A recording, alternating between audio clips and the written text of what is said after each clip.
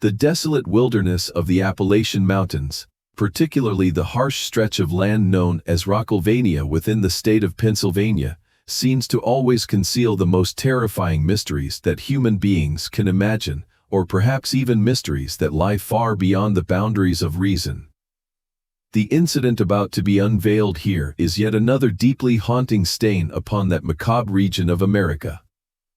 Through the trembling words of Arthur Vance, a man nearing 40 years of age carrying a heavy psychological shadow, the story reconstructs a hiking trip he took with his close friend of almost 2 decades, Dave Miller. It was supposed to be a peaceful camping excursion, much like the countless times they had enjoyed together in the past. However, this fateful journey morphed into an inescapable nightmare, and an uninvited entity began to silently stalk them amidst the dense forest, a creature possessing the naked anatomy of a human, yet undeniably, absolutely not human at all. My name is Arthur, and at that time I was 38 years old, suffocating in a life riddled with exhaustion and dead ends. My career in the marketing industry within the noisy city of Pittsburgh had drained every ounce of my vitality, leaving me in a constant state of extreme depletion and yearning for an escape. Our autumnal hiking trip with Dave was always a priceless spiritual remedy that I deeply cherished, the single opportunity of the year for me to shed the heavy armor of professional pressure and rediscover a profound peace within my soul. That morning began with the crisp, chilly air characteristic of October, as we carried our gear and stepped eagerly into Roush Gap. All that remained around us were the gaunt trunks of oak and hickory trees reaching up toward a dreary, overcast sky. As we ventured deeper into the core of the dense, unpopulated forest, I pulled out my phone and glanced at the screen to find that the signal bars had completely vanished, marking the exact moment we officially severed all communication with the outside world. The profound silence of nature at that time once brought me a feeling of absolute liberation, a rare peace of mind I constantly sought, yet little did I know that this total isolation was merely the opening act, paving the way for a series of absolute horrors quietly lying in wait for us ahead. That we pushed further into the heart of the St. Anthony Wilderness, a stretch of old-growth forest so vast and isolated that one could easily forget they were living in the 21st century. Seasoned hikers along the Appalachian Trail often pass around a bitter moniker specifically reserved for this Pennsylvania section, calling it Rockylvania. It did not take very long for both Dave and me to fully taste the cruel reality behind that sarcastic name. Beneath our footsteps lay not soft earth or a gentle carpet of moss, but endless miles of pale gray slate and jagged sandstone jutting from the ground like the sharp fangs of a slumbering behemoth. Every single stride demanded an extreme level of careful calculation, for just 1 second of distraction or the slightest misplacement of a foothold was enough to reward you with a swollen ankle or injuries far worse. Fatigue quickly crept into every taut fiber of my muscles, draining my strength silently yet with ruthless efficiency. The surrounding scenery in those final days of October carried a heartbreakingly sorrowful beauty. The entire forest seemed to have shed its vibrant summer garments to drape itself in a gloomy gray. The ancient oak and hickory canopies intertwining overhead had lost more than half their leaves, laying bare their rough, skeletal branches against a dull white sky completely devoid of life. The withered, dry leaves cascaded down to carpet the forest floor in a quiet, faded brown mosaic, occasionally crumbling beneath the dry heels of our boots to produce harsh, grating sounds that sent a chill over the skin. Throughout hours of straining to inch our way across the treacherous terrain, the thing that overwhelmed me the most was not necessarily the physical torture, but rather the feeling of absolute, utter desolation in this place. October is already an off-season for hikers in Pennsylvania, but once you delve deep into the core of St. Anthony, the probability of encountering another human being drops to virtually zero. There was not a single glimpse of a passing traveler, no distant echoes of conversation, and certainly no artificial sounds reverberating from the civilized world. We were entirely swallowed whole by the majestic vastness of the untamed wilderness. Initially, both Dave and I truly reveled in this rare silence. For Dave, a carpenter perpetually busy with sawdust and noisy blueprints in state college, or for me, a man dying slowly amidst maddening marketing reports in Pittsburgh, the stillness of the mountains and woods was a magnificent soothing balm. We walked side by side through the wider stretches and single file when the trail narrowed, only occasionally tossing out a few idle remarks about trivial matters before sinking back into our own private worlds of thought. Dave had always been a wonderful traveling companion because he was never afraid of long pauses, never forcing us to fill the empty space with meaningless chatter. However, as the afternoon gradually waned and the creeping shadows began to stretch long, dark gray streaks across the stone surfaces, a subtle, chilling shift began to seep into the atmosphere surrounding us. That silence, which once brought a sense of serene peace, somehow steadily transformed into a heavy, suffocating, invisible pressure.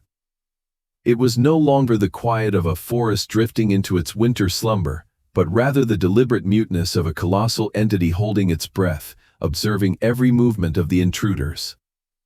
The wind howling through the bare branches sounded as mournful as stifled sobs, and the rustling of birds and small animals scurrying beneath the decaying leaves seemed to thin out before dying away completely, leaving behind a space thick with unseen tension. I began to feel goosebumps crawling up my spine, my eyes involuntarily darting back and forth toward the thick underbrush flanking the trail, silently praying to catch sight of some familiar life form to dispel the unseen weight crushing my chest. Dave continued to walk steadily ahead of me, his broad shoulders rising and falling in a rhythmic cadence, but I noticed he had also stopped making jokes or whistling as he had done that morning. Neither of us opened our mouths to admit it, yet hidden deep within our eyes and our cautious gestures, a vague unease had begun to take root and anchor itself in our minds, signaling the onset of something profoundly wrong lurking among the ancient trees that enclosed us with no way out. The sun began to slip down behind the jagged mountain ridges, signaling that the late afternoon of the first day was steadily dropping its gray shroud over this entire dead forest. It was perhaps around 4:30 in the afternoon, and that damp, frigid autumn air seemed to weave through every thread of my clothing, clinging tightly to my flesh. The suffocating state born from the silence blanketing everything, which I had felt earlier, now grew increasingly dense, like an invisible liquid rising to the level of my throat. I trudged along just a few paces behind Dave, my dull eyes trying to focus on every ledge of slate so I would not break my own legs, but my mind was relentlessly distracted by that chilling sensation caressing my spine. Scattered around us were the rough, ancient oak trunks and low-lying vegetation that had died off long ago, leaving an endless expanse of rotting, pale brown leaves that obscured even the crevices of the stone floor. Visibility through the forest was quite open due to the lack of foliage, yet the densely packed, intertwining tree trunks constantly chopped the landscape into countless dark, hidden corners ripe with suspicion. It was exactly within one of those hazy, obscured corners situated diagonally to the left of the trail that my absent-minded gaze abruptly collided with something that utterly did not belong in this dismal portrait of nature. At first, I thought it was merely a mirage born from the fatigue of my eyes constantly adjusting to the dim light, but when I blinked a few more times, the shape still lay motionless there, about 50 yards away from where I stood, deep inside a thicket of brush. The mass was crouching flat against the desolate ground, undulating and peeking out from behind the dead trunks, but what made me freeze in my tracks was not its bizarre posture. Rather it was its sickeningly wrong coloration. In a forest composed solely of the dull brown of dead leaves, the ashen gray of stone, and the pitch black of rotting wood, that mass emitted a horrifyingly pale luminescence, a repulsive stark white that did not resemble the white of maple bark or limestone, but looked exactly like the skin of a bloated corpse left stripped under the sun for days, or the hue of grotesque creatures that burrow deep underground year-round, never once seeing the light of day. My stomach instantly coiled into a violent spasm as the most primal part of my brain screamed a warning about this anomaly. In a desperate effort to maintain my sanity, my mind tried to attach the most logical label possible to that pale shape, telling myself that it must surely just be the carcass of an unfortunate young deer left behind by some predator, its fur perhaps faded, or the twilight playing tricks on my vision. The size of the shape, at a passing glance, was equivalent to that of a deer, curved inward in a lifeless, motionless pose. Yet, even as I tried to rationalize the scene before me, a freezing draft still tingled across my scalp because the way that thing lay flat against the earth carried a sense of malicious stalking, not the stillness of a corpse. Because I was still walking out of momentum, my line of sight was completely blocked by the massive oak trunks ahead in a split second. My heart pounded erratically as if wanting to burst from my chest, and I immediately stopped dead, my boot heels grinding into the crunchy stone as I tried to find the gap between the trees to reconfirm what I had just seen. Panic began to strangle my voice, forcing me to clear my throat and call out to Dave in a high-pitched, trembling tone that I did not even recognize as my own. I stuttered, asking Dave if he saw something strange hidden inside the bushes. Dave, who was currently looking down and carefully navigating a dangerous rocky trench ahead, paused for a beat, turned his head to look at me with an expression of fleeting surprise mixed with irritation, and then narrowed his eyes, following the direction of my trembling, pointing arm. I tried to quickly describe the pale mass clinging to the ground, trying to convince him to look closely into the gap between two large oak trees about 50 yards off the trail. Dave frowned, scanning his eyes over the entire area of withered leaves in the direction I pointed. For a few slow seconds that stretched on like centuries, but then he simply offered an indifferent shrug and let out a weary sigh. He calmly replied that there was absolutely nothing there, and if anything, it was just the carcass of a dead deer or an illusion created by the dappled light filtering through the canopy. Dave's confidence and callous composure felt like a bucket of cold water thrown directly in my face, so I frantically narrowed my eyes, trying to search through that chaotic mess of dry leaves for the repulsive pale mass from a moment ago. But it was useless, it had vanished completely without leaving a single trace, as if it had evaporated into thin air or silently slithered away at an invisible speed in the mere blink of my eye. Everything around us returned to its inherently terrifying stillness, leaving only the ashen gray rocks, the pitch-black tree trunks, and the lifeless carpet of rotting leaves. Although logic told me to obediently accept Dave's perfectly reasonable explanation and continue the trip in peace, a deep, primal instinct inside me relentlessly screamed in defiance. That pale thing I saw was clearly not a deer, its color was too aberrant, its posture too grotesque, and the way it vanished into thin air was even more chillingly absurd. I had to swallow the bitter, choking feeling of bewilderment down my throat, nodding to pretend I agreed with Dave, and then reluctantly picked up my feet to follow behind his back.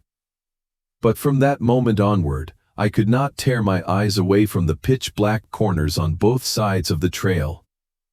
Because I knew for a certainty that hidden behind the suffocating silence of this dead forest, there was something bearing a repulsive pale form silently watching us with eyes that did not belong to the human world. Darkness finally crashed down, swallowing the last feeble remnants of daylight, forcing us to stop and set up camp in a small clearing nestled beside a dried-up stream.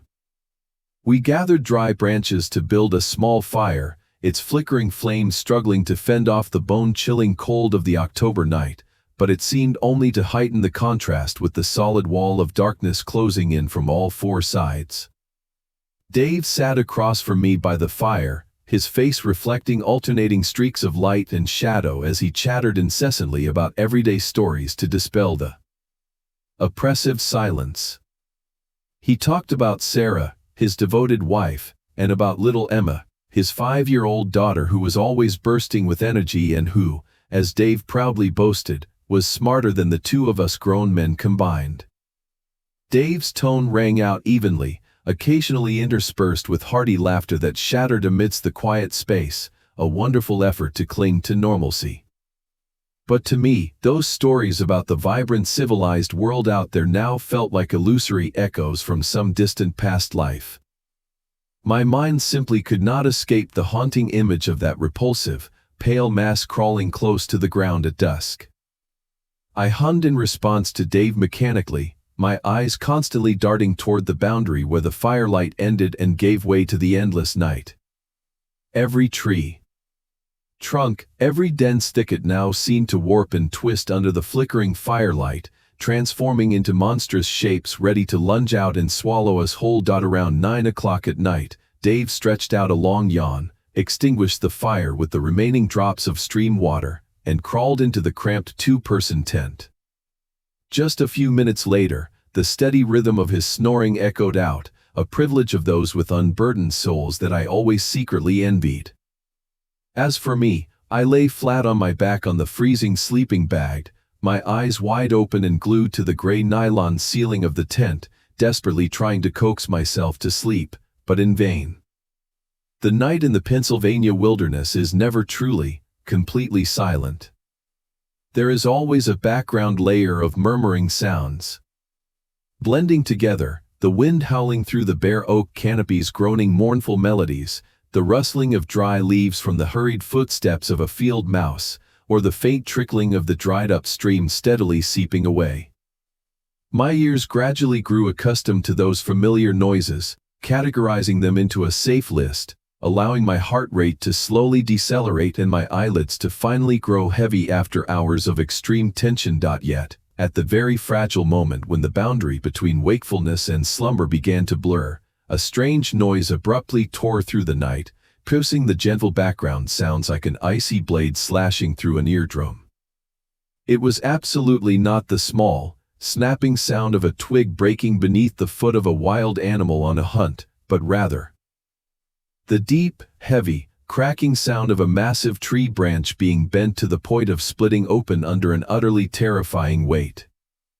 That malicious sound emanated from an estimated distance of 30 to 40 yards, situated diagonally on the hillside just above our campsite.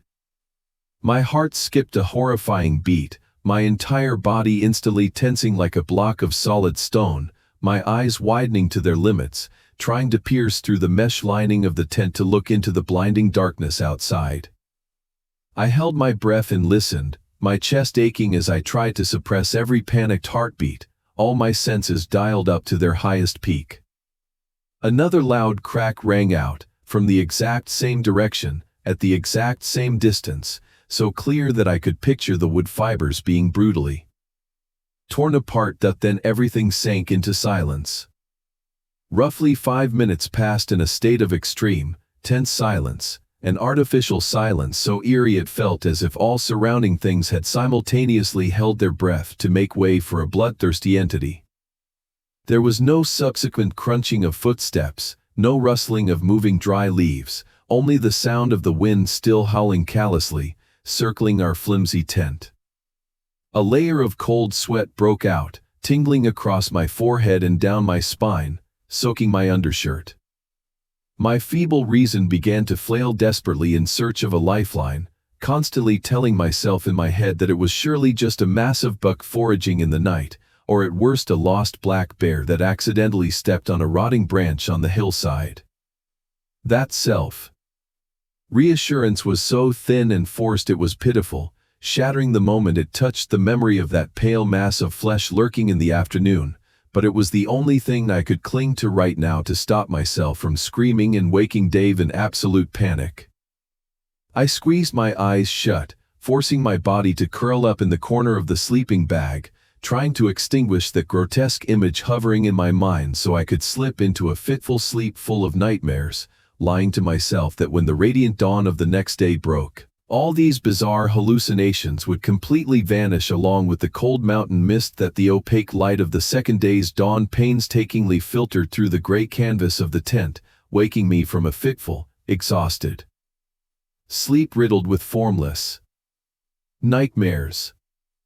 My entire body was aching and stiff, as if I had just endured a vicious beating rather than a night of rest in nature. The whole forest was still submerged in a damp, freezing fog carrying the pungent scent of rotting earth and decaying leaves straight into the nostrils. Dave was still curled up sleeping soundly in the bag next to me, his steady breathing in complete contrast to my heart that was still pounding erratically in my chest from the terrifying sounds of the night before. I carefully unzipped the tent as quietly as possible so as not to wake him, grabbed the water filtration device, and stepped outside to collect some water from the trickling, dried upstream a few dozen paces from the campsite that the morning air was biting, cutting straight to the bone, but it could do nothing to soothe the tension surging through my veins. As I approached the water's edge where the topsoil turned soft and muddy, I bent down intending to drop the filter tube into the crystal-clear pool, when my vision was abruptly frozen by a bizarre abnormality imprinted on the soaking wet mud right beside the spot where I was about to kneel. It was a streak of mud that had been dragged heavily and decisively, forming a shallow, winding trench across the ground. But what made the blood in my veins turn to ice was not the drag mark itself, but its ending point. Right at the spot where the mud streak halted were 4 deep indentations plunged forcefully into the wet clay.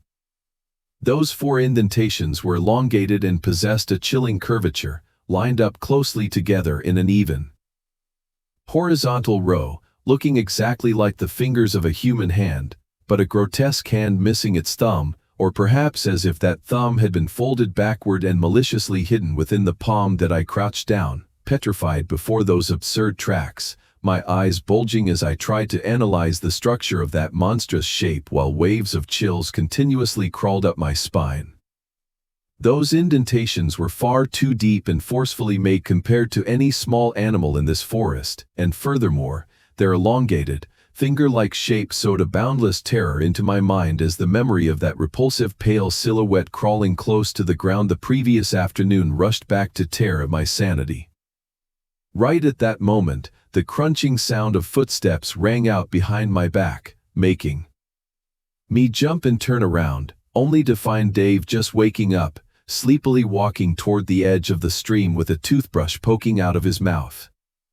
He squinted over my shoulder to look down at the muddy patch, mumbling incomprehensible sounds to ask what I was staring so intently at.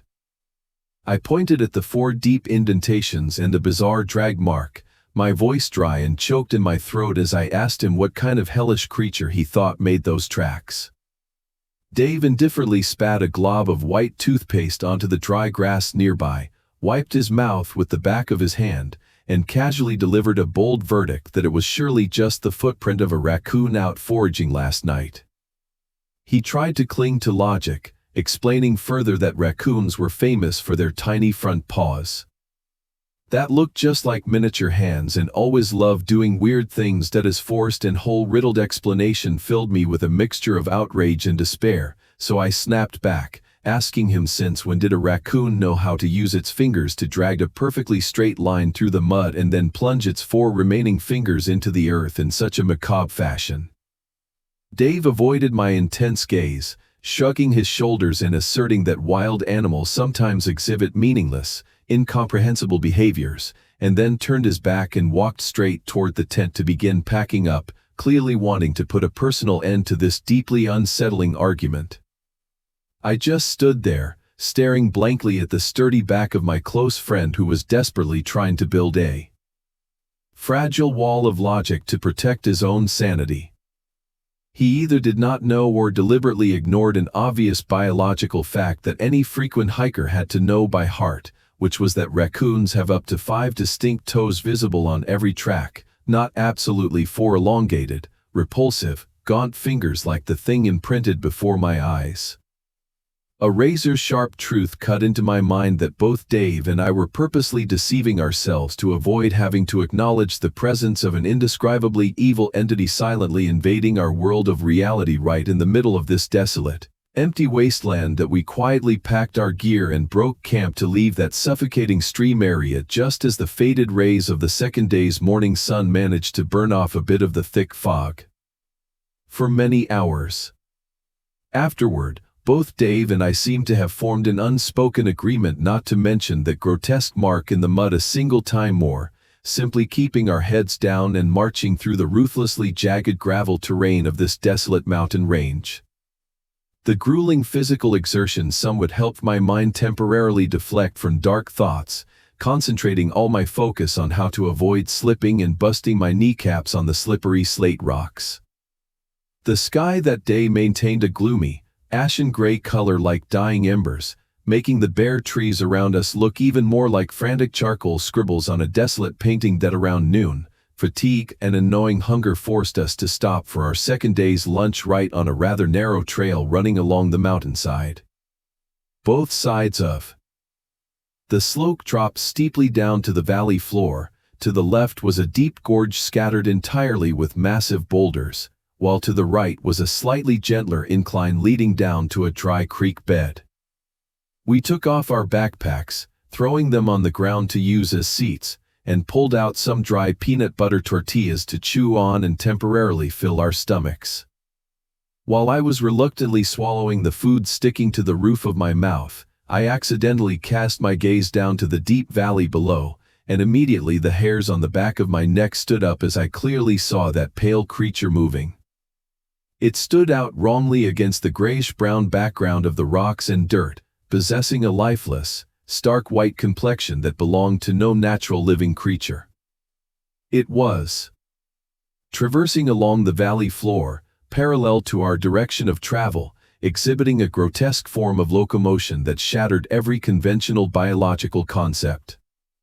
Its four limbs were unnaturally long, scrawny, and spindly, sprouting from a skeletal frame, moving swiftly on all fours across the jagged rocks exactly like a giant spider. The way it stretched those long, zigzagging limbs to scuttle swiftly over the treacherous terrain without ever stumbling caused my stomach to instantly churn with nausea. My chest tightened in a panicked, choked sob, and I frantically waved my hand to point out the monstrosity to Dave, but the moment he turned his head, the creature slipped away, dissolving behind a massive boulder and sinking into the dead, dry brush. Dave squinted, scanning the entire valley floor for about 10 suffocatingly quiet seconds, then turned to look at me with eyes interweaving confusion and irritation, grumbling that he did not see a single thing down there. I stammered, trying to describe the pale figure moving swiftly on all fours, but Dave once again ignored my extreme terror, calmly assuming it was at most just a stray wild dog or a light-colored coyote. Dave's excuses now sounded incredibly hollow, because I knew very well the thing I had just seen was neither a wild wolf nor a lost dog. It bore the foul shape of a nightmare manifesting in flesh and blood that I tried to pick up the piece of tortilla to keep eating just to get it over with, but my eyes could not tear away from the silent valley below. When we hoisted our backpacks to continue the journey, I realized my hearing had become completely haunted. I began constantly pricking up my ears to listen for the tiniest rustling noises, my head repeatedly snapping back with a horrifying premonition that the giant, pale spider-like creature was finding a way to crawl up the mountainside to closely tail our footsteps.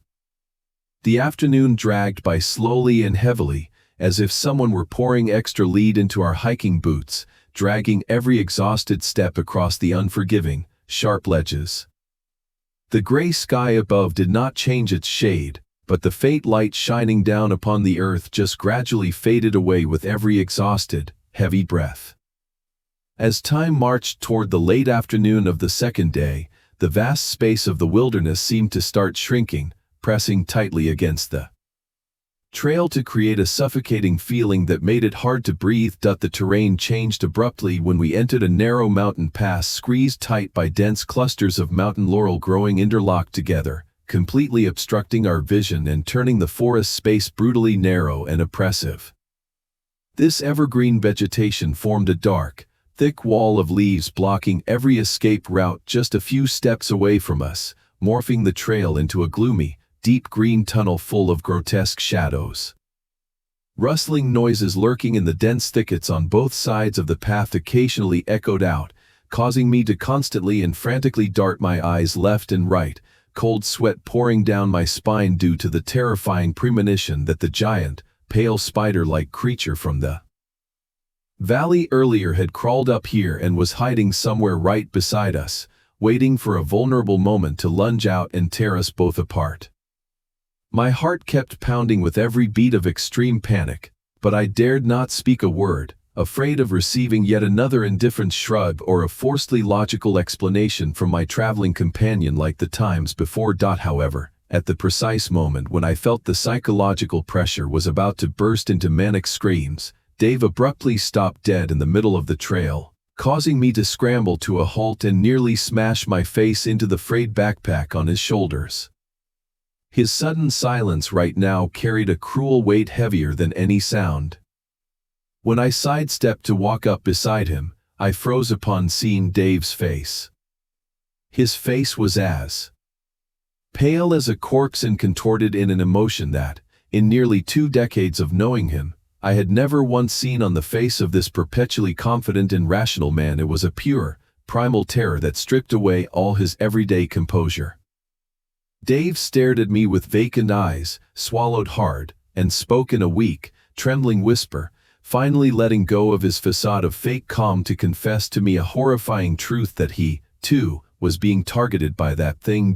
Dave pointed toward the winding curve hidden behind the mountain laurel bushes on the pass behind us, his voice cracking as he blurted out that for the past 20 minutes, he had been constantly looking back over his shoulder, and every single time, whenever he turned his head to look behind, he discovered that something was silently following us.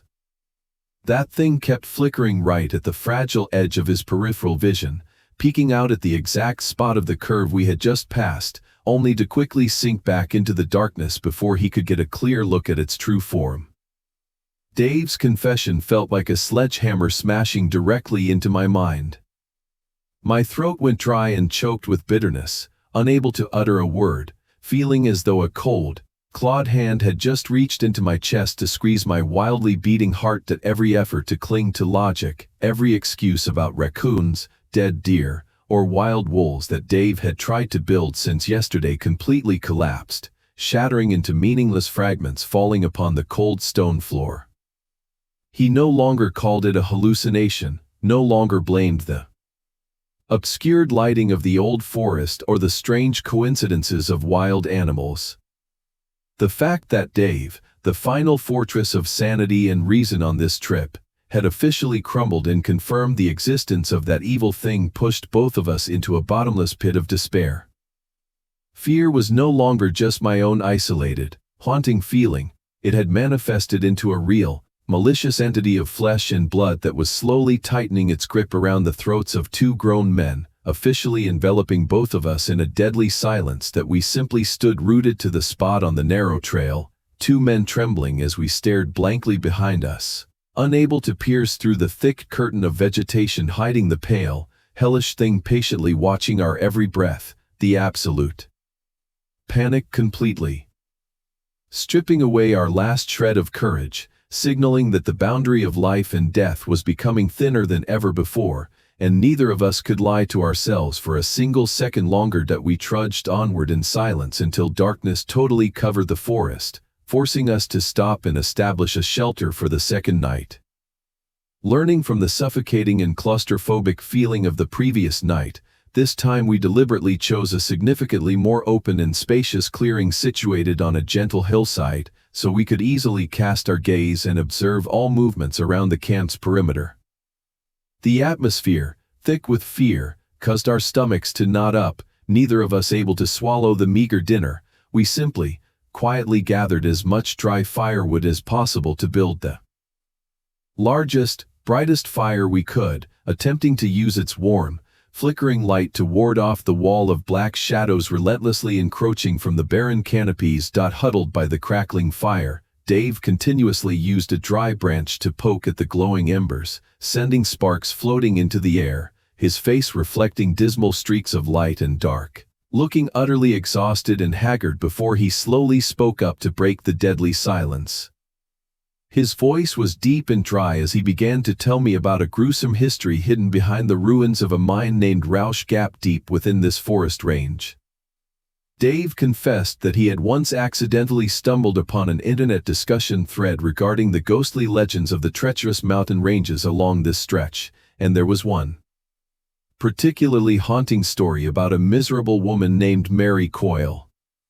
According to Dave's trembling recounting, Mary was a pitiful widow who permanently lost her husband, the family's main provider, after a tragic mine collapse, leaving behind extreme sorrow.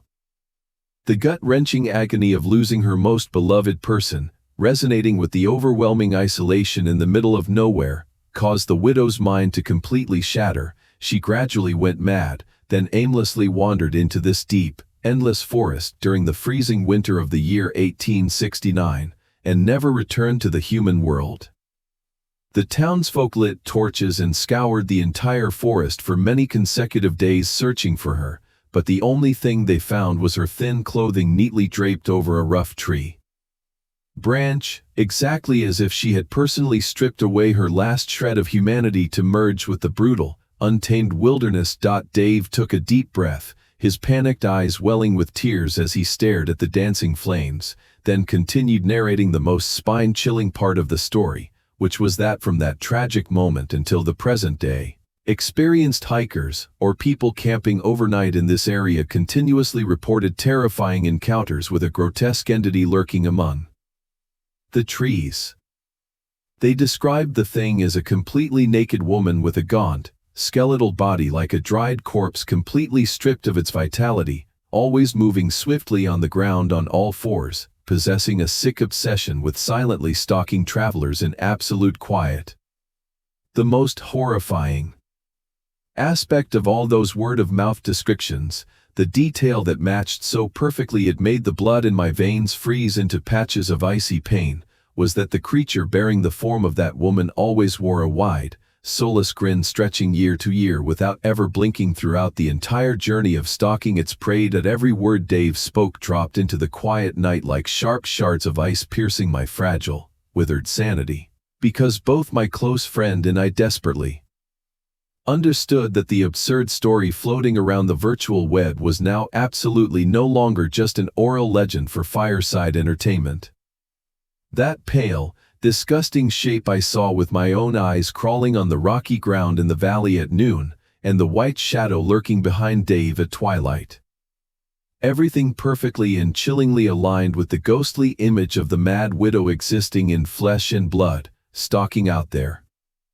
The fire before us, no matter how brightly it burned, could not warm the bone-deep chill radiating from the very depths of my soul, my chest feeling squeezed by invisible claws as I realized both of us were trapped, forced to share this enclosed mountain space with a materialized phantom from a tragic past, a creature that had personally shed its human shell to transform into the most sadistic, sickest hunter of the night. That when the brilliant fire outside gradually died down, leaving only glowing embers emitting weak sizzling sounds against the piercing cold winds of the October night, both Dave and I understood that continuing to sit exposed in the open clearing was no different from turning ourselves into delicious bait served on a platter for the bizarre thing lurking outside. We exchanged a gaze heavy with ultimate helplessness, then quietly dragged our heavy footsteps to crawl into the cramped space of the flimsy two-person tent. The very moment my entire body slipped into that dark space, I immediately reached out my trembling hands to grab the freezing metal zipper and pulled it shut with a force so strong I thought the zipper tracks were about to burst apart. I carefully pulled the outer canvas door flap down tight against the edge of the dirt, not leaving even a gap the size of a fingernail, then repeated that desperate motion with the inner mosquito net door, zipping it back and forth 2 or 3 times just to reassure myself that a fragile barrier woven from perforated threads could protect us from the claws of an evil entity that shattered all natural laws of physics. Outside the gray canvas shell, the wild St. Anthony forest seemed to be writhing and groaning under the freezing gusts of wind sweeping through relentlessly. The howling wind through the bare oak branches sounded as agonizing as the wailing of thousands of tormented souls condemned to the dark bottom of hell. I lay curled up in my sleeping bag, which had already begun to reek of sour sweat mixed with the pungent odor of rotting earth, my eyes wide open and staring blankly into the empty void on the tent ceiling, trying to regulate my breathing while my chest heaved constantly like a machine on the verge of overloading. Neither I nor my close friend lying beside me uttered a single word, but I could completely feel the rapid, broken breathing and the twisting tension of every muscle fiber transmitting from the other side of the thin tent wall. My mind, like a jammed film reel, continuously rewound and replayed the image of the pale, gaunt, skeletal creature moving swiftly on all fours at the bottom of the jagged gravel ravine at noon, combined with the horrifying story of the naked, mad widow smiling from ear to ear that Dave had just planted in my head at dusk. Physical exhaustion should have easily overpowered my reasoning to drag me into a deep sleep, but the terror reigning in my soul turned into sharp thorns piercing my eardrums, making my hearing extremely, obsessively sharp. I strained my ears to listen to every noise, echoing back from the pitch-black night outside, from the rustling of dry leaves being swept into the air to the cracking sounds of dead branches falling. However, the most terrifying thing did not lie in those natural sounds, but rather at the exact moment when all those familiar murmuring noises abruptly and unnaturally died away. The transition occurred gradually, yet it carried the weight of a 1,000-pound boulder crashing down onto my chest. That the atmosphere inside the tent was no longer the quiet emptiness of a normal night in the deep woods. It thickened, becoming sticky and so suffocating that I had the hallucination that all the oxygen surrounding the campsite was being entirely sucked away by some invisible, giant mouth, leaving nothing behind. That compression of air created a horrifying pressure pressing against my eardrums, bringing a cruel premonition that this fake shell of safety was completely useless, that a cold shadow had slowly cast itself over the ground pressing right against the edge of the tent, a foul entity exhaling its putrid breaths into the silent night, silently encircling our fragile lives, waiting for a vulnerable moment to lunge in and rip apart our last hopes of escape. The thick night strangled my chest so much that my consciousness began to fall into a state suspended between manic wakefulness and horrifying hallucinations, until a brutal, freezing pincer force abruptly squeezed my arm, shattering the silence. It was Dave's hand, his fingers digging deeply into the fabric of my shirt and piercing straight into my flesh, so hard that I could feel the waves of his muscles twitching in absolute terror. I jolted out of my delirium, my heart exploding in my chest like it wanted to smash my ribcage to escape outside. When I rolled my eyes to look to the side, Dave was lying as stiff as a rotting log, his head snapped toward the tent door, his eye sockets widened to the point it seemed his eyeballs were about to fall out. Following my best friend's desperate stare, my eyes collided with a scene that caused all the blood in my veins to instantly freeze into sharp needles piercing back into my heart, robbing me of all ability to breathe. The gray nylon outer flap of the tent, the very thing I had carefully zipped shut tight against the muddy ground just a few hours prior, had now been thrown wide open without my noticing. It was folded back cleanly to both sides in a ghostly manner without emitting even the slightest rustling sound to warn us, as if an invisible hand had silently phased through the fabric to manipulate it. Standing between the flickering lives of two wretched men inside the tent and the endless darkness reigning outside, there was now only a single, flimsy, fragile mosquito net draped across. And right behind that opaque layer of mesh, less than a hand's span away from our terror-contorted faces, was the creature that had crawled at the bottom of the valley at noon. Its face was pressed right up against the net, squeezed so tightly that I could see every grotesque, hideous detail on it thanks to the faint, pale light of the crescent moon filtering through the dead canopy. That was absolutely not a face belonging to the world of the living, to those who breathe normal air. Its skin bore a lifeless stark white hue like aged wax, wrinkled and clinging tightly to the skull beneath, creating jagged, sharp contours that made it look exactly like a freshly unearthed mummy. Its two cheeks were sunken deeply inward, giving way to high cheekbones encased in sickeningly thin skin covered with a chaotic web of pale blue veins. Wet, pitch-black hair matted into tangled, messy, slimy strands obscured both temples, drooping all the way down to its high, sharp collarbones jutting out over a flat chest, exposing gaunt ribs that poked through the membrane, revealing the sheer emptiness inside. Its completely naked body was caked in mud, pressing its twisted, deformed upper torso against the tent door in a grotesque crouching posture on all fours. However, the most horrifying detail, the thing that permanently etched itself into my mind as a bloody psychological scar that could never be erased, was the expression on that evil face. It was smiling. A wide grin stretched all the way to its ears in a distorted and absurd manner, pushing the flesh on both sides of its cheeks upward, causing its eyes to narrow into two dark, gloomy slits. It was not a smile bearing any meaning of human emotion. There was no joy, no malice, and no frantic threat. It was merely a sick imitation, a rigid smirk carved permanently onto a cold, lifeless wax statue. The unblinking eyes staring wildly behind those narrow slits did not blink even once, the pitch-black pupils as still as the surface of a deadly swamp, locking onto Dave's vision, and then it slowly, very slowly, rolled its dull irises to shift its gaze and stare directly at me, while that macabre ear-to-ear grin did not flinch by even a single millimeter. The distance was so close that I could smell the sour stench of death wafting from its naked body, a foul, pungent odor blending rotting earth, spoiled meat, and decomposing fermented milk that clung to my eardrums and robbed the oxygen from my chest. Space and time inside the tent seemed to halt entirely, condensing into a thick block of a prison where two grown men could only cower, holding their breath until their lungs ached, utterly helpless and paralyzed before an incarnation of a nightmare sitting there, aiming its waxy white face and smiling fixedly at them through a thin mesh layer as if it did not exist.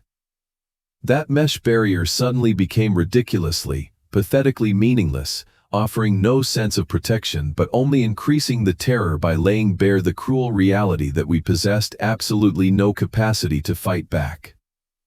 I wanted to close my eyes, I wanted to look away, I wanted to scream out loud to shatter this ghostly silence, but my entire nervous system was frozen, my jaw muscles locked tight, choking off every sound in my throat, forcing me to continue participating in this endless staring contest with a vicious evil spirit leisurely savoring the extreme fear seeping from every pore of its miserable prey.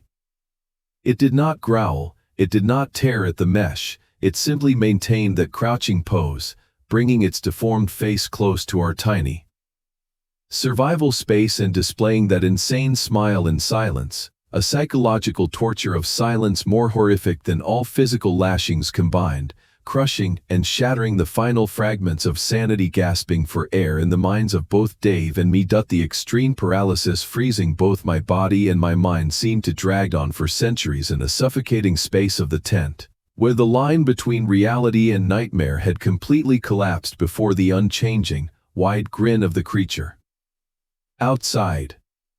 In contrast to my silence-inducing panic, some primal survival instinct hidden deep within Dave finally erupted, tearing apart the curtain of restraint to rise up and fight back, completely shattering the deadly state of stagnation squeezing both our chests. Without any warning, any frantic gasp of air, or any wind-up shout, Dave abruptly lunged forward with astonishing speed, despite the lower half of his body still being tightly trapped inside the cramped sleeping bag. The total fracture of reason before a supernatural reality turned the perpetually calm, rational carpenter into a beast backed into a corner. He clenched his hand into a solid fist and unleashed a punch with all his might, smashing straight through the flimsy mosquito net aimed right at the disgusting pale face hovering just outside. That it was an incredibly clumsy and flailing punch due to the highly disadvantageous side-lying posture, unable to utilize full power from his hips or shoulders, but it carried the entirety of his rage, despair, and the ultimate terror of a man desperately trying to snatch his life back from the hands of the grim reaper. Piercing through the gray mesh, Dave's rough, sinewy fist collided violently with the creature's bumpy lower jaw bone, producing a deep, dry, horrifying thud, just like the sound of a sledgehammer striking a hollow piece of rotting oak, entirely unlike the sound of human flesh colliding. The sudden impact caused its head with the messy, slimy black hair to snap backward in an unnatural way, dragging its gaunt, skeletal body along to stagger and fall backward out of the dim boundary of light right in front of the tent door. In that fractured moment, I involuntarily curled up, wrapping both arms tightly around my head, awaiting a descending wrath, closing my eyes and holding my breath, bracing to receive an enraged roar, a savage hiss tearing through the night, or sharp claws lunging forward to shred the mesh in retaliation for the strike. Yet, the wicked sound that arose to answer Dave's desperate attack was something far crueler and more grotesque than any bloodthirsty growl the human brain could conjure in the enveloping darkness. It let out a burst of laughter. Not a mocking, sarcastic laugh, nor a threatening, menacing growl, but a sharp, high-pitched, ringing giggle that carried a bizarrely breathless tone.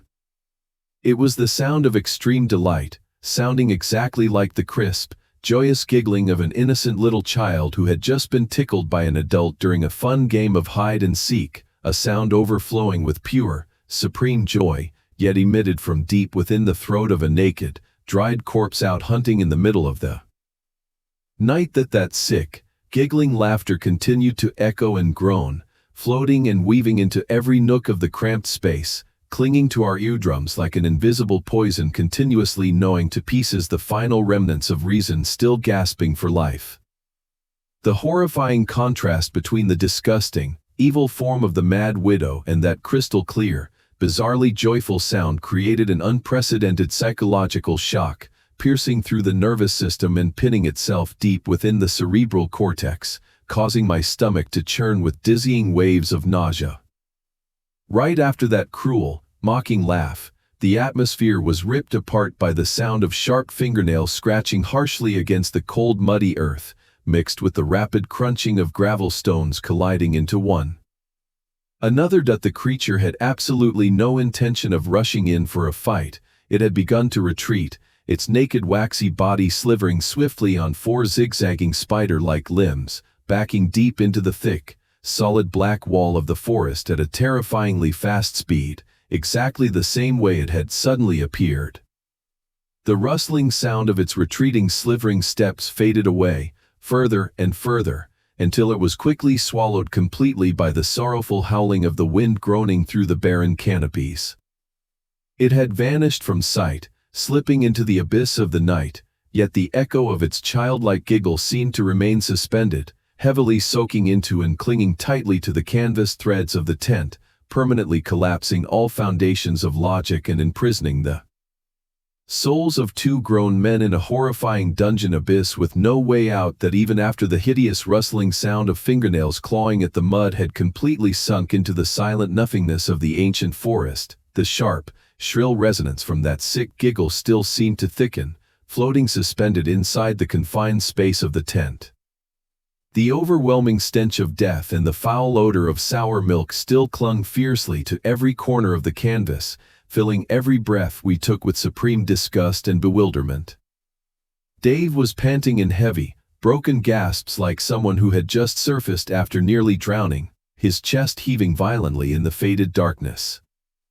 His broad, sinewy hand, still bleeding from the forceful impact earlier, trembled as it reached out to grab the freezing metal zipper pull of the outer door and began to zip it shut. The harsh sound of the zipper echoed dryly, tearing through the ghostly silence, as he zipped it up and down, repeating the action 2 or 3 times unconsciously like a sleepwalker trying to check the sturdiness of a prison door, even though deep down in his mind and in my own, we both desperately understood that the thin barrier woven from synthetic nylon threads held absolutely no defensive meaning if the unnatural creature outside truly wanted to rip it open and rush in to chew us up.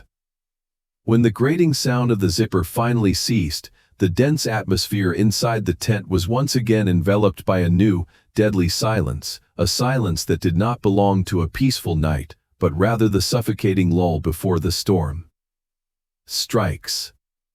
Neither of us spoke a word. The two grown men automatically curled up, slithered out of the cumbersome sleeping bags, picked up our headlamps, and switched them on to their highest brightness settings. The blinding pale white light from the two intersecting headlamp beams slashed through the darkness inside the tent, exposing the pale, haggard faces drenched in cold sweat of two men who had just looked upon the face of a demon.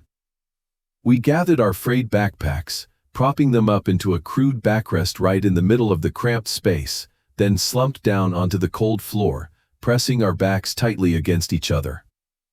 The feeling of faint warmth and the trembling transmitted through the thin shirts from my best friend's back was the only thing holding my mind from completely shattering in this moment.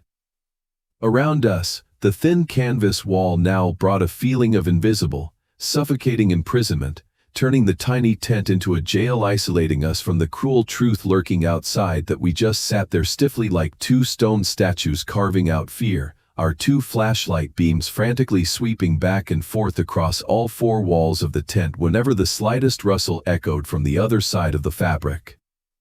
My hearing had never been stretched to the point of torture like it was that night, magnifying every subtle sound of nature into terrifying noises. The rustling of dry leaves falling to the ground under the pressure of the freezing wind sounded exactly like the plodding, crawling footsteps of the mad widow circling the camp.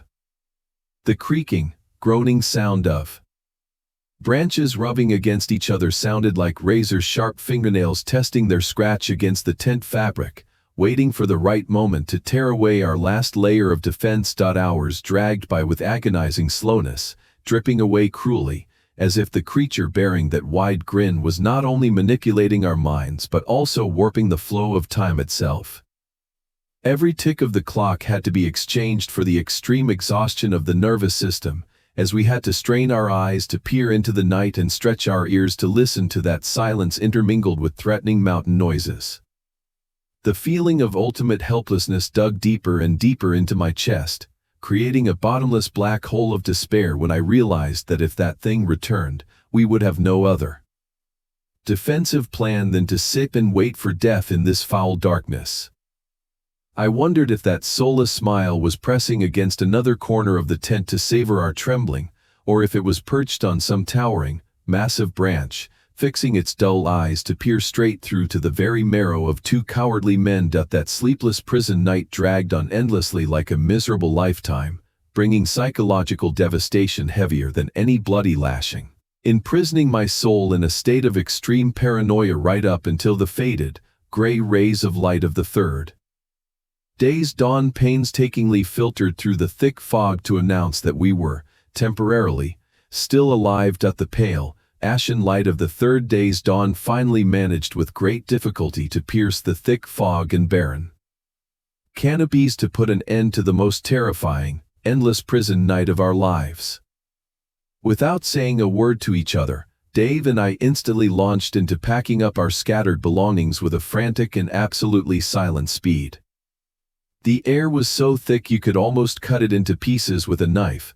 We struck the tent, haphazardly stuffed the cold sweat-soaked sleeping bags into our backpacks without bothering to fold them neatly, with only a single thought burning in our minds to flee this dead land as fast as humanly possible. We broke camp and sprinted out of the stream area while it was still barely light, the two headlamp beams scanning wildly across the jagged rocky ground scattered with patches of freezing mud. For over 2 hours of marching with our heads down, neither of us dared to speak up and mention the ghostly face pressed against the tent mesh last night, perhaps because we both silently understood that uttering those words would solidify the nightmare into an undeniable, permanent reality. We poured every last ounce of our gasping strength into our legs, gritting our teeth to cross the sharp, slippery slate ridges of the desolate mountain in the fragile hope that moving continuously in broad daylight would help us shake off that dark evil spirit. However, that faint hope was crushed to dust when our biological clock struck just past 9 o'clock in the morning, right at a steep rocky trail cutting through a narrow mountain trench. Dave, who was drifting a few paces ahead of me at the time, suddenly jerked to a halt like a machine whose power was cut, his hiking boots screeching with a dry friction against the stone surface. His broad shoulders slumped, his head turning back to look at me with eyes brimming with absolute despair.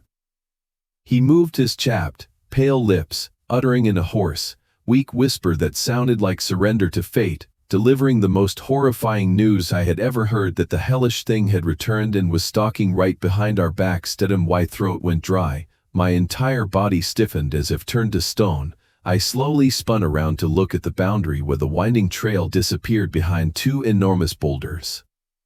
And then, my stomach heaved with supreme nausea as the lenses of my eyes captured that cursed silhouette. At a distance of about 30 yards behind us, the creature bearing the form of the Mad Widow was sitting there, exposing its grotesque existence under the blinding light of the bright sky. If in the darkness, the blurriness still allowed reason to seek an excuse, then now, when there was no longer any veil of fog or shadow to conceal it, its repulsiveness was bared completely naked, hacking away at every neuron in my brain. That it still maintained its crouching posture on all fours like a wild beast, its naked body so gaunt that the waxy white skin clung tightly to its ribcage and the sharp, bumpy vertebrae jutting from its spine. Under the morning light, its skin looked even more sickly and unnatural, glistening hideously as if coated in a layer of rancid animal fat.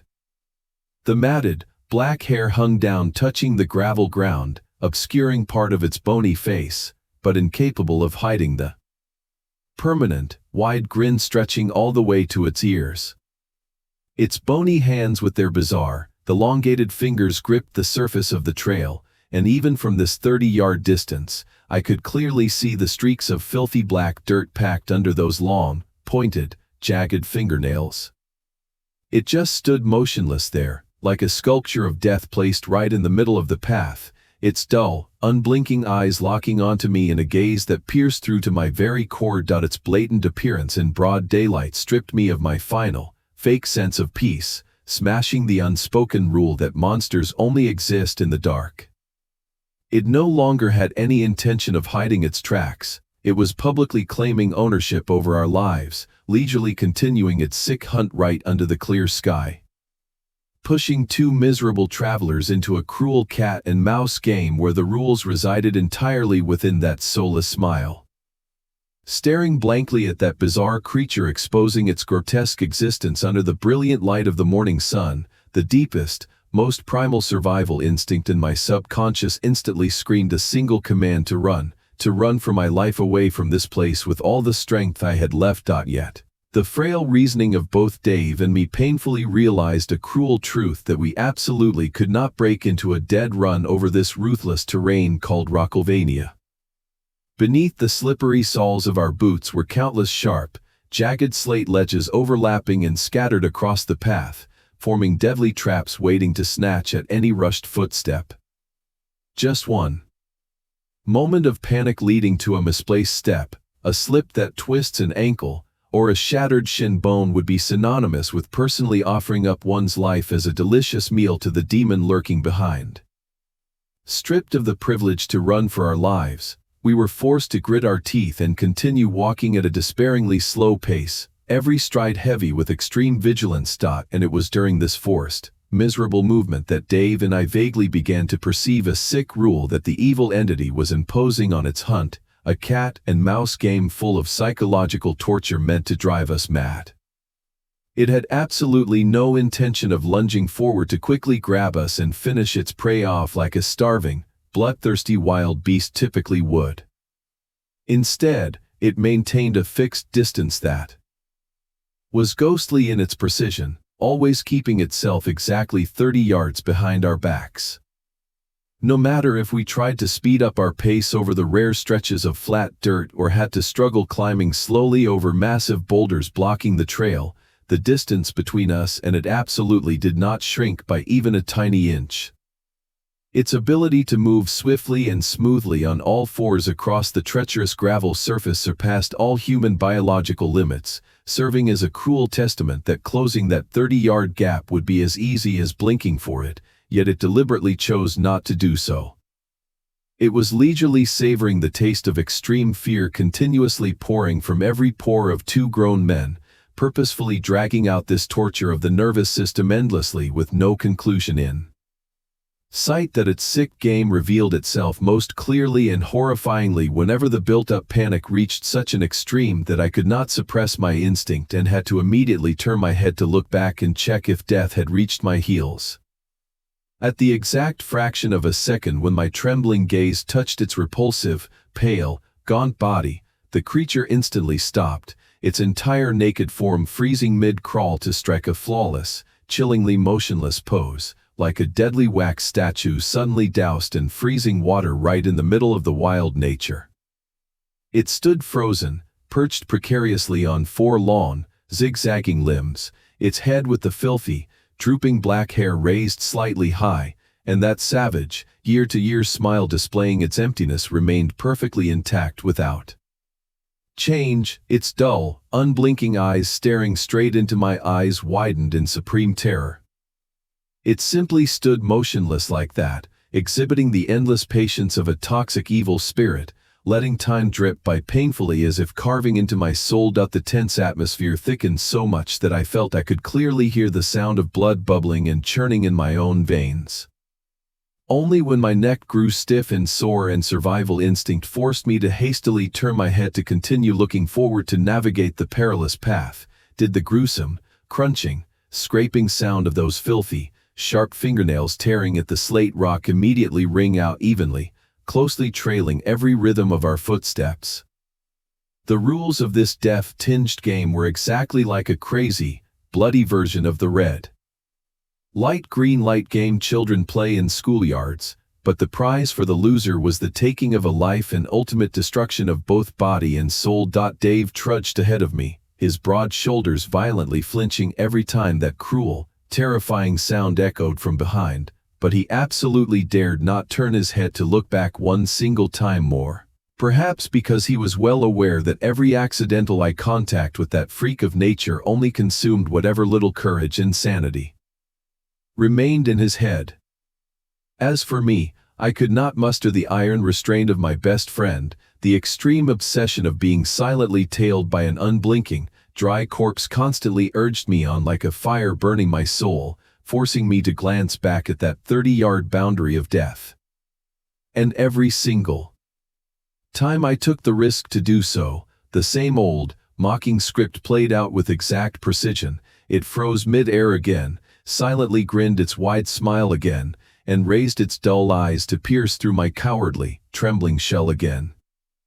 The creature bearing the form of the Mad Widow seemed to deeply understand that we were being drained of all our strength by our empty, gnawing stomachs and the endless, nightmare-filled prison nights. It entirely did not need to rush in to tear us apart and kill its targets. It merely had to leisurely crawl close behind, patiently standing by to watch its prey torment and destroy themselves amidst the surrounding absolute panic until we were completely exhausted and collapsed on this very jagged, gravel trail with no way out. The sky gradually shifted toward noon, the harsh rays of the sun piercing through the sparse canopy, scorching what little tattered strength remained in the bodies of two men running from death.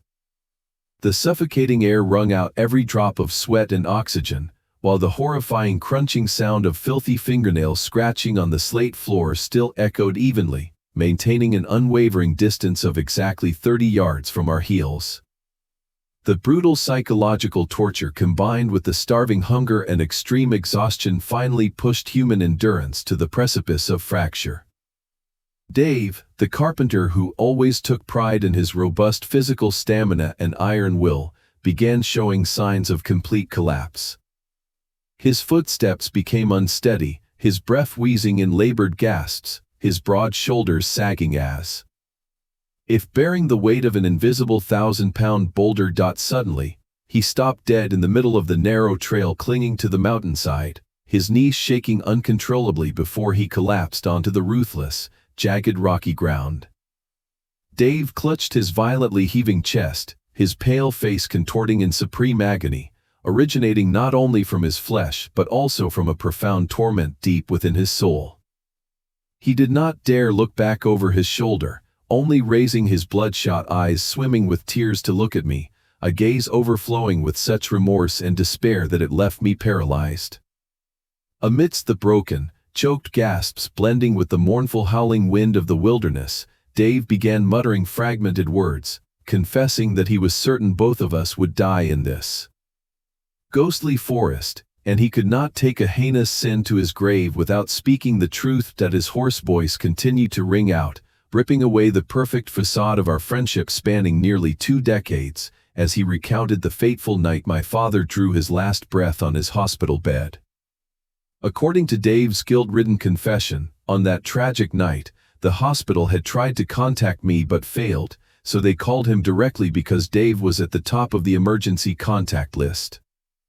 However, at that exact life or death moment hanging by a thread, the best friend I trusted absolutely was drowning in a crazy drunken stupor at some shoddy dive bar. His mind was so completely clouded that he answered the phone, muttered an acknowledgement, and then immediately slumped over the table and fell asleep, tossing the doctor's urgent message into oblivion. Purely because of Dave's irresponsible drunkenness, I was permanently stripped of the final opportunity to hold my father's hand, forever losing the moment to say goodbye before he closed his eyes and passed into eternity. That every word of Dave's confession poured into my ears like concentrated acid, incinerating my eardrums, piercing through my fragile layer of rational defense, and plunging a fatal knife directly into the center of my heart. The earth beneath my feet seemed to stop spinning, the surrounding space tilted and swayed, all my senses freezing in a state of absolute paralysis. That sharp, freezing sensation of betrayal was so horrific that it eclipsed even the primal fear of the monster lurking right behind us. A blazing, red-hot rage erupted in my chest, a boiling hatred making me want to lunge forward and tear apart the man kneeling before me, the very person who had cruelly stolen the most important piece of my life with his supreme callousness. I stood frozen there, my hands clenched so tightly that my nails dug into my bleeding palms, my whole body shaking violently in the most devastating double psychological shock a human being could endure. Right at the dark moment when trust was smashed into 100,000 pieces, slashing at my soul, when the line between friendship and hatred was completely erased, from behind my back, that ghastly scraping and crunching sound suddenly accelerated, echoing much more frantically. The creature bearing the grotesque wide smile seemed to sense very clearly the bloody fracture within the ranks of its prey. It caught the scent of despair and hatred reeking strongly from my mind.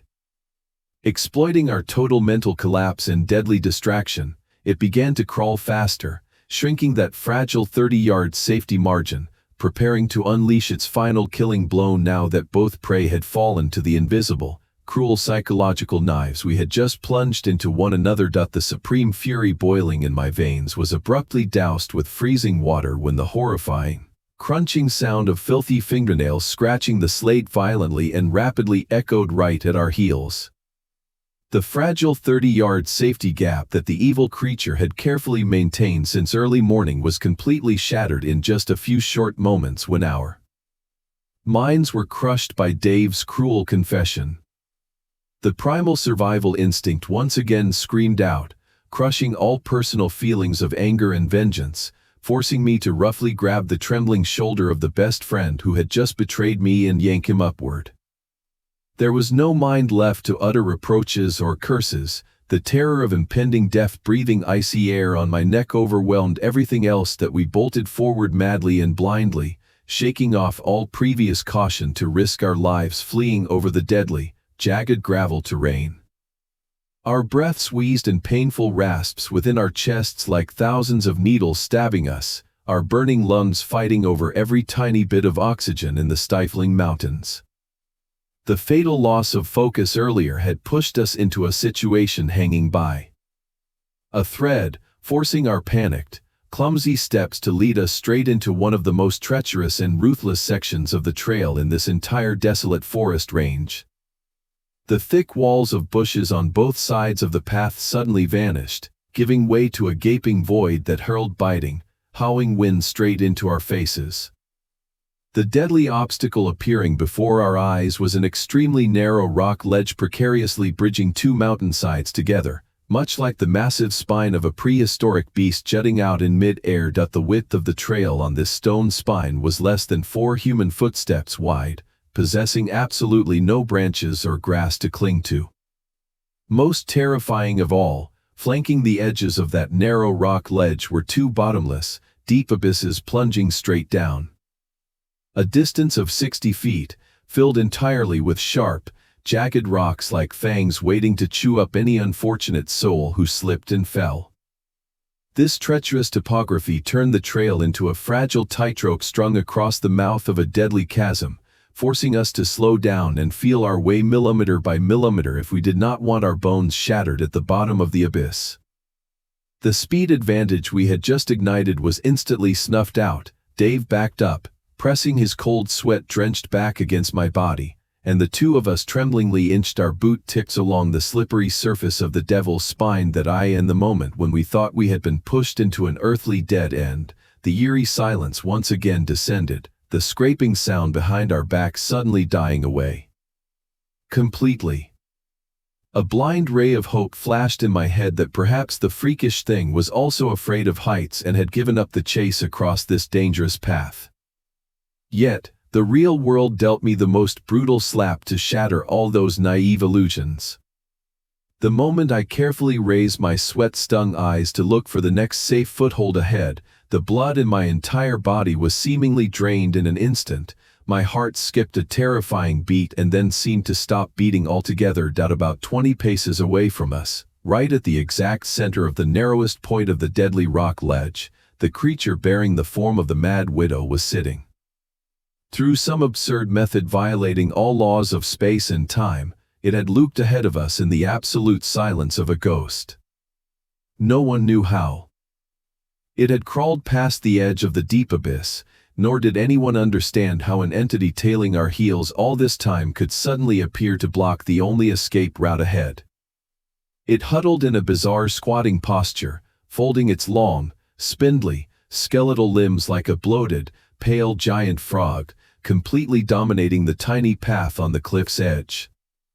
Its pale skin reflected the harsh sunlight, creating a hideous contrast against the vast natural landscape. Its matted black hair hung loosely, hiding half of its bony face, but incapable of concealing that permanent, wide grin stretching all the way to its ears.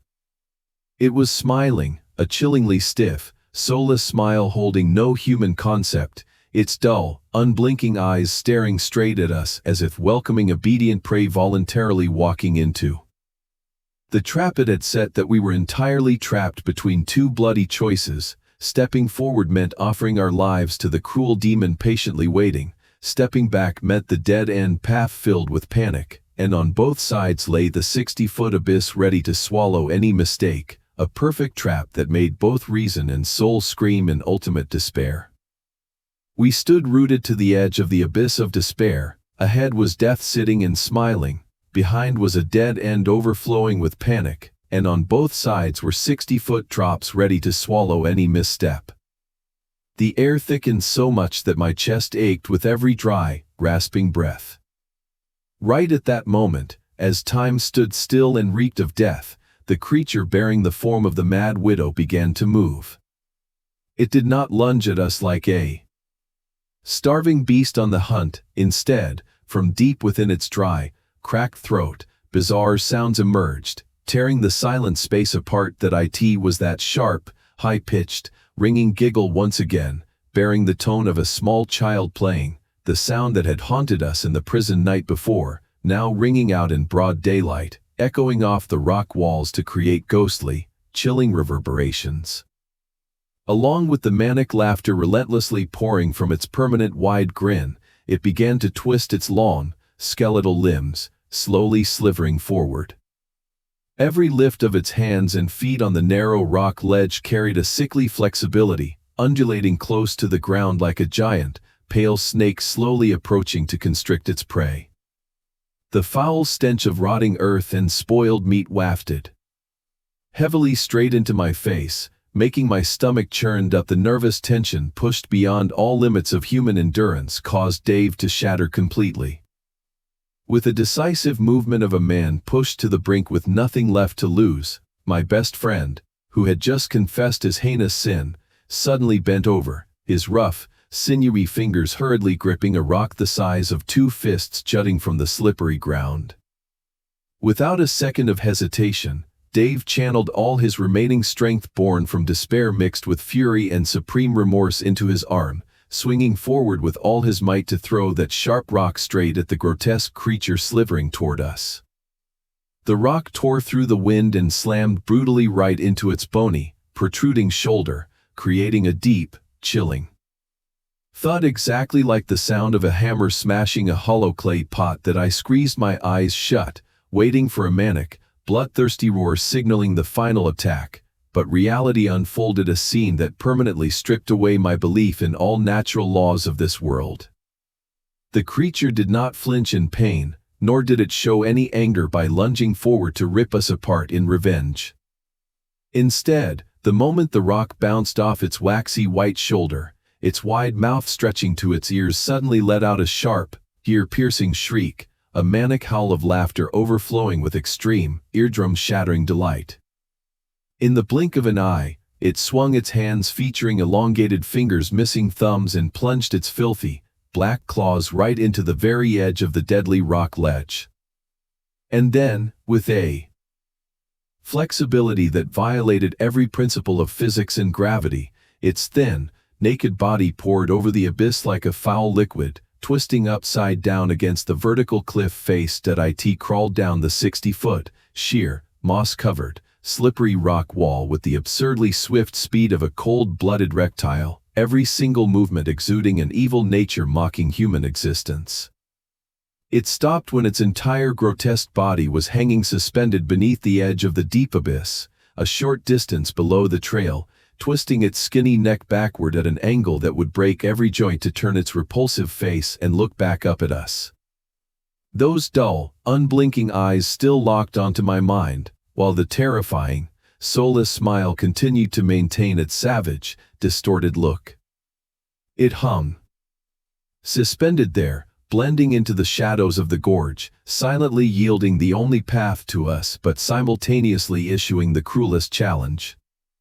It was inviting us to step across the boundary of life and death right above its head, forcing 2 weak men to tread across the narrow ledge haunted by the terrifying obsession that at any moment, those sharp fingers could reach up, grab our ankles, and drag us both down to the bottomless abyss to end a sick hunt. Seeing that creature hanging beneath the edge of the 60-foot abyss with its twisted, inviting smile, every nerve inside me seemed to sever from reality, and all laws of physics I had ever known became meaningless.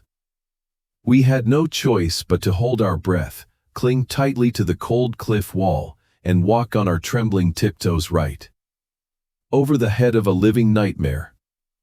Every passing second stretched as long as a lifetime as I clearly felt the freezing chill from its wide smile radiating up from the deep pit, yet strangely, it did not strike, only patiently watching us cross the deadly ledge in absolute panic.